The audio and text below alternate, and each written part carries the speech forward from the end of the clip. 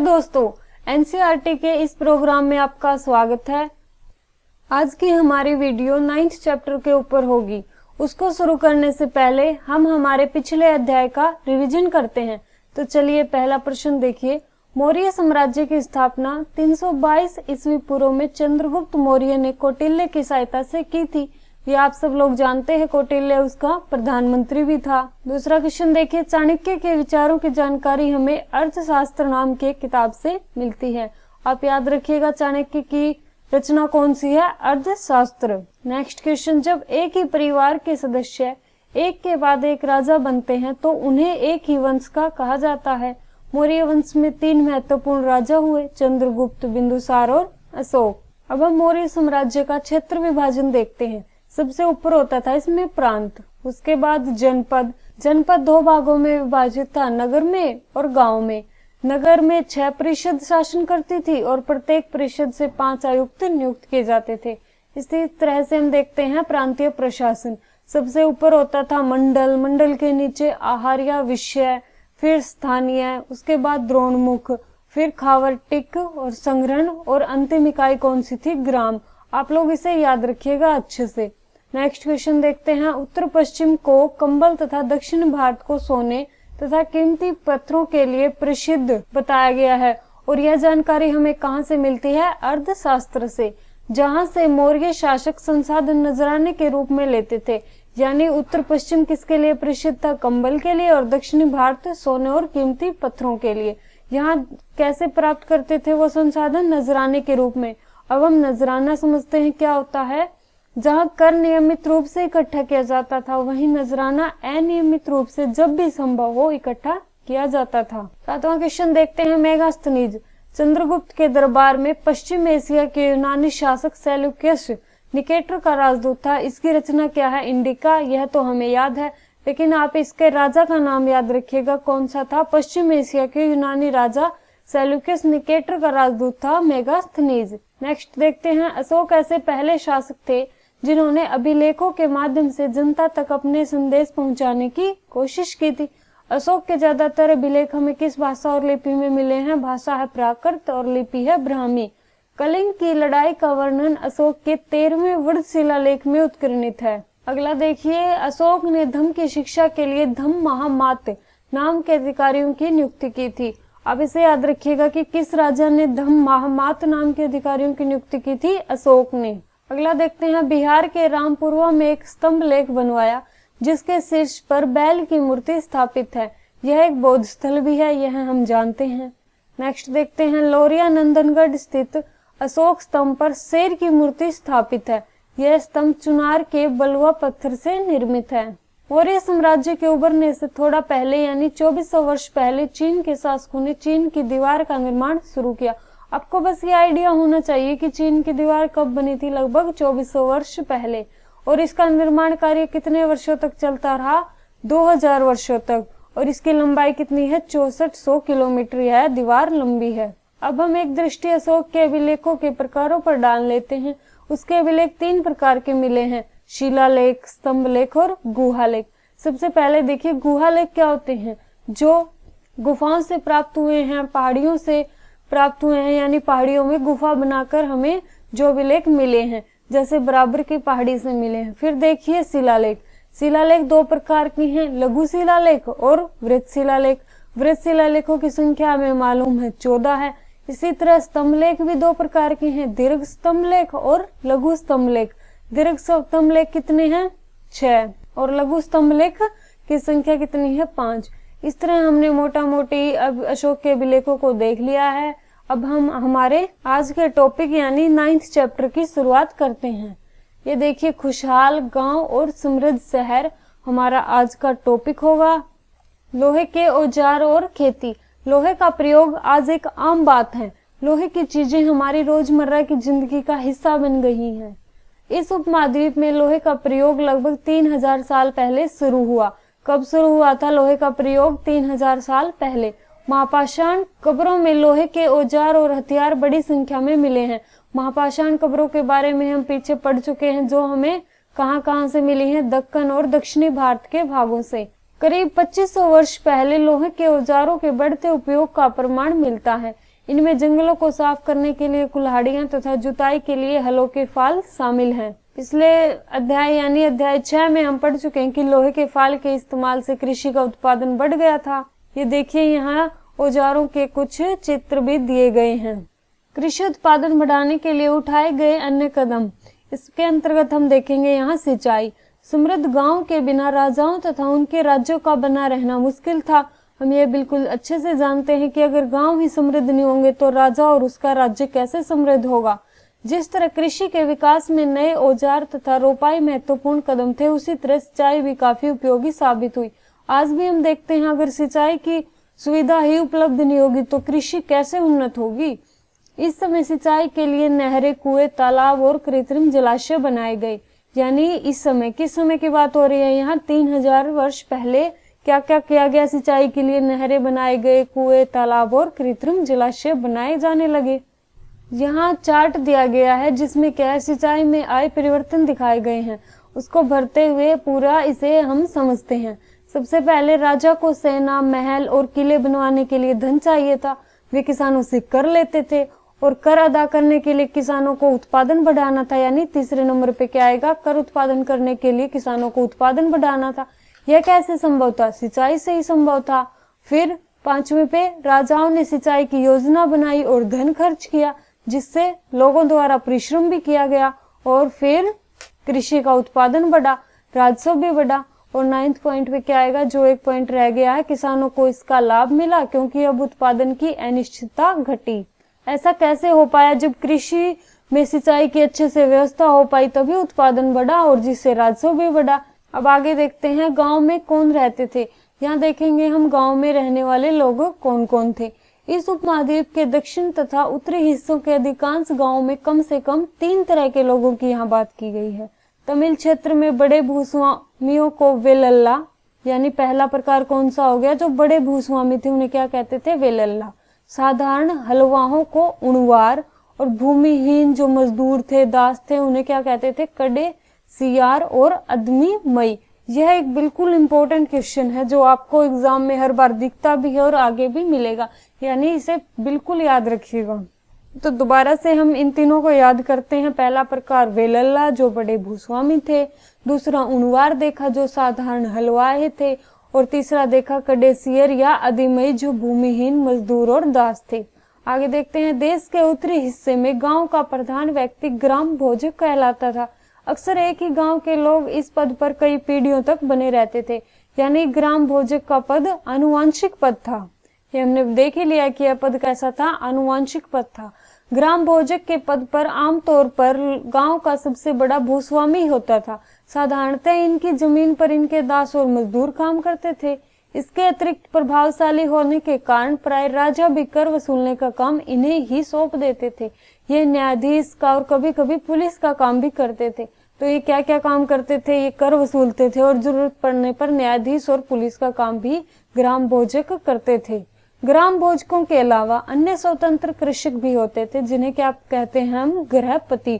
यानी गृहपति कौन होते हैं? जो ग्राम भोजकों के अलावा अन्य स्वतंत्र कृषक होते हैं।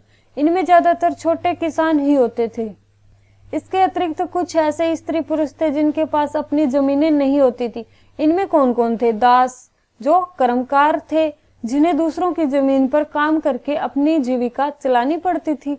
अधिकांश गांव में लोहार, कुम्हार, बढ़ई तथा बुनकर जैसे कुछ शिल्पकार भी होते थे। यानी गांव में ये सारे लोग भी तो होते हैं। आज के गांव में भी तो यही है, सभी जातियों के लोग मिलते हैं हमें।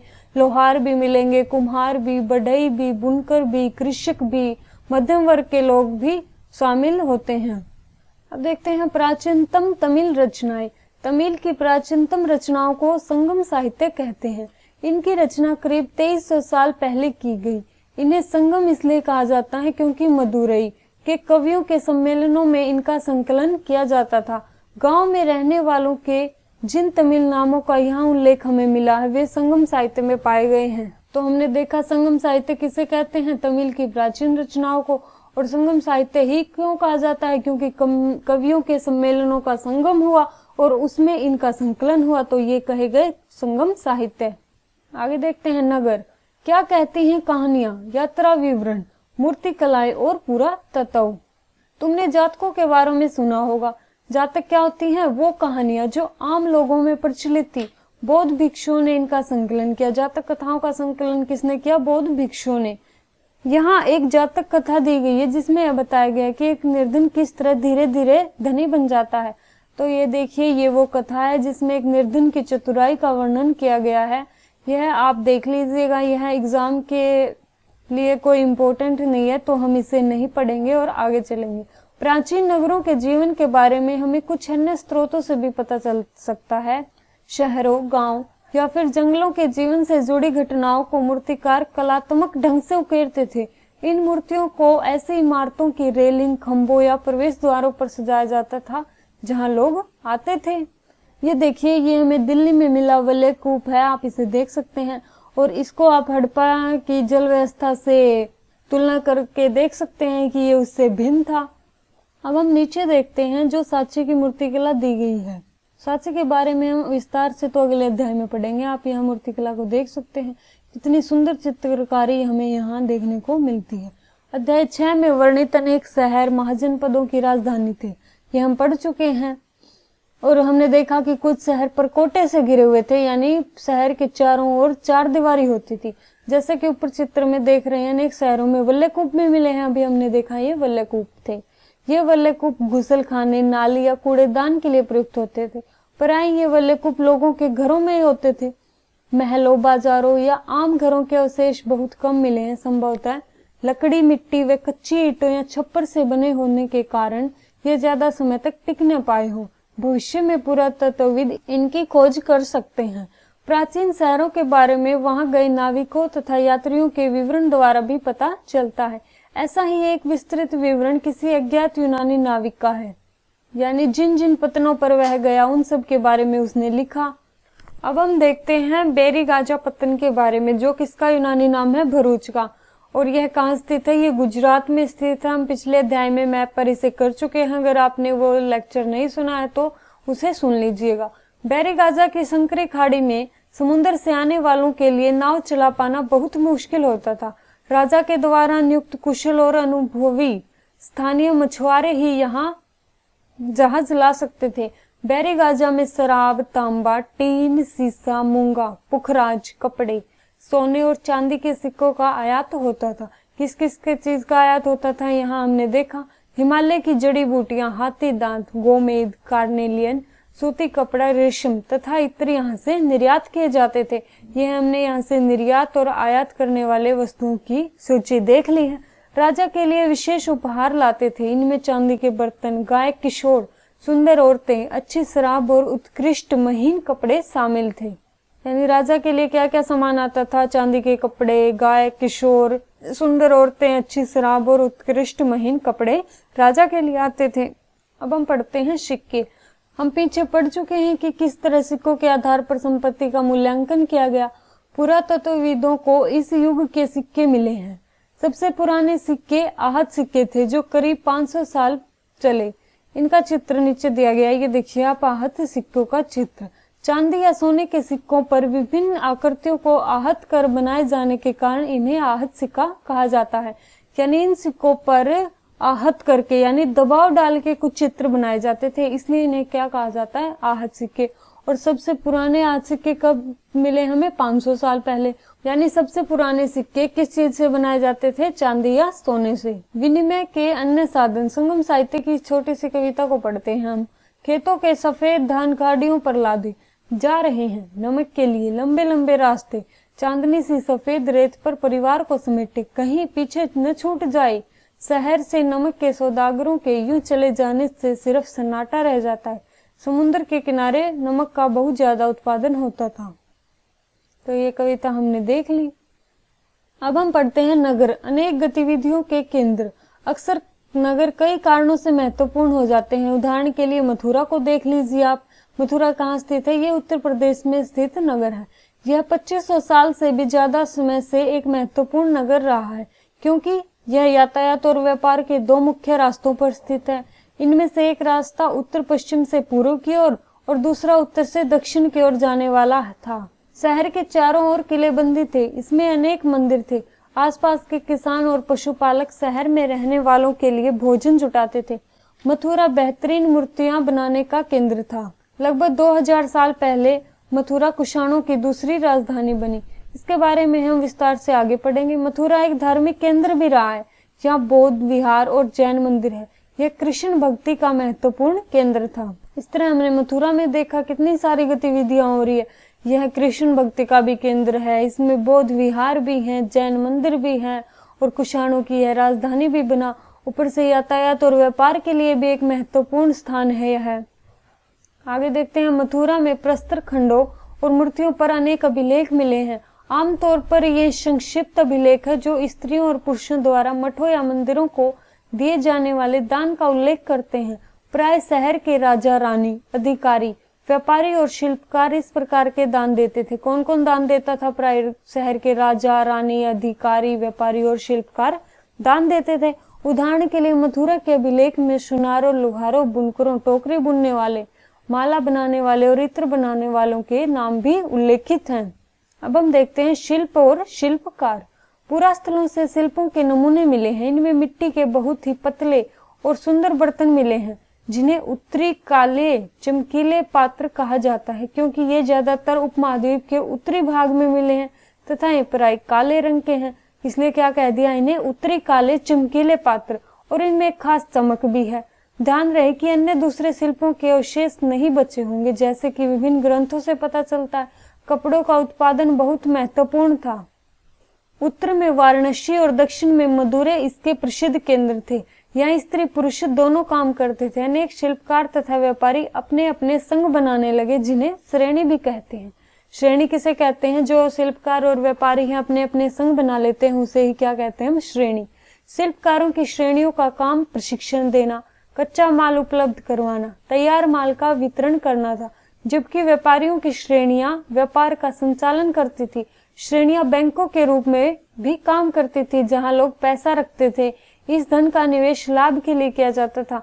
उनसे मिले लाभ का कुछ हिस्सा जमा करने वालों को लौटा दिया जाता था या फिर मठ आदि धार्मिक संस्थानों को दिया जाता था। इस तरह हमने देखा श्रेणियां विभिन्न काम करती थी, प्रशिक्षण भी देती थी, कच्चा माल उपलब्ध करवाती थी, तैयार माल का वितरण करती थी, व्यापार का संचालन करती थी और बैंकों के रूप में भी काम करती थी।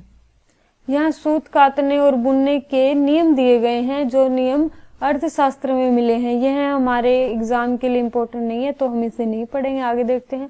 अब हम अरिकामेडु का सूक्ष्म निरीक्षण करते हैं। लगभग 2200 से 1900 साल पहले अरिकामेडु एक पत्तन था और यह कहाँ स्थित है? यह तमिलनाडु में पदुचेरी में है। यहाँ दूर दूर से आए जहाजों से सामान उतारे जाते थे। यहाँ ईंटों से बना एक ढांचा मिला है जो संभवतः गोदाम रहा हो, यानी हम उसे क्या कहते हैं? लगता है कि वो गोदाम रहा होगा। यहाँ भूमध्य सागरीय क्षेत्र के एम्फोरा जैसे पात्र मिले हैं। इनमें शराब या तेल जैसे तरल पदार्थ रखे जा सकते थे। इनमें दोनों तरफ से पकड़ने के लिए हत्थे लगे हैं। साथ ही यहाँ एरेंटाइन जैसे मोहर लगे लाल चमकदार बर्तन भी मिले हैं। इन्हें इटली के एक शहर के नाम पर एरेंटाइन पात्र के नाम से जाना जाता है। इसे मोहर पर लगे सांचे पर गीली चिकनी मिट्टी को दबाकर बनाया जाता था। कुछ ऐसे बर्तन भी मिले हैं जिनका डिजाइन तो रोम का था किंतु वे यही बनाए जाते थे। यहाँ रोमन लैंप, शीशे के पत्थर और रत्न भी मिले हैं। साथ ही छोटे छोटे कुंड मिले हैं जो संभवतः कपड़े की रंगाई के पात्र रहे होंगे। यहाँ पर शीशे और अर्ध बहुमूल्य पत्थरों के मनके बनाने के पर्याप्त साक्ष्य भी मिले हैं। अब देखिए अभिलेखित मिट्टी के बर्तन। कई बर्तनों पर ब्राह्मी लिपि में अभिलेख मिले हैं। प्रारंभ में तमिल भाषा के लिए इसी लिपि का प्रयोग किया जाता था, इसलिए इसे तमिल ब्राह्मी अभिलेख कहते हैं। ये आप यहाँ अभिलेख देख सकते हैं और इस पे ये लिखा हुआ है ब्राह्मी लिपि में। अब यहाँ कुछ अन्य जानकारी दी गई है, उसे भी देख लेते हैं। रोम यह यूरोप के सबसे पुराने शहरों में से एक है। इसका विकास लगभग तभी हुआ जब गंगा के मैदान के शहर बस रहे थे। रोम एक बहुत बड़े साम्राज्य की राजधानी था। यह यूरोप, उत्तरी अफ्रीका तथा पश्चिम एशिया तक फैला साम्राज्य था। इसके सबसे महत्वपूर्ण शासकों में से एक ऑगस्टस ने करीब 2000 साल पहले शासन किया था। उसने कहा कि रोम ईंटों का शहर था जिसे मैंने संगमरमर का बनाया। ऑगस्टस था। उसके बाद के शासकों ने कई मंदिर तथा महल भी बनवाए। ऑगस्टस ने बड़े बड़े रंग महल यानी एम्फी थिएटर बनवाए। इनमें चारों तरफ दर्शन के लिए बैठने की सीढ़ी नुमा जगहें होती थी। यहाँ लोग विभिन्न प्रकार के कार्यक्रम देख सकते थे। उन्होंने स्नानागार भी बनवाए। यहाँ स्त्रियों और पुरुषों के लिए अलग अलग समय निर्धारित थे। यहाँ लोग एक दूसरे से मिलते जुलते थे और आराम करते थे। बड़े बड़े जलवाही सेतु के जरिए शहर के स्नानागारों, फव्वारों और गुसलखानों के लिए पानी लाया जाता था। यहाँ कुछ महत्वपूर्ण तिथियां दी गई हैं, उन पर भी एक दृष्टि डाल लेते हैं। उपमहाद्वीप में लोहे के प्रयोग की शुरुआत कब हुई? लगभग 3000 साल पहले। लोहे के प्रयोग में बढ़ोतरी, नगर, आहत सिक्के कब मिले? 2500 साल पहले। संगम साहित्य की रचना हमने देखी थी 2300 साल पहले। और अरिकामेडु का पतन कब था? करीब 2200 से 1900 साल पहले। इस तरह हमने हमारे चैप्टर को कंप्लीट कर लिया। इसमें हमने क्या क्या पढ़ा? लोहे के प्रयोग की शुरुआत, लोहे के प्रयोग से बढ़ोतरी और नगर तथा सिक्कों की प्राप्ति यानी आहत सिक्के भी देखे। फिर हमने मथुरा नगर का निरीक्षण किया और अरिकामेडु पत्तन, भरूच पत्तन के बारे में भी पढ़ा और अंत में हमने रोम पर भी दृष्टि डाली। तो चलिए अगली क्लास में फिर मिलते हैं।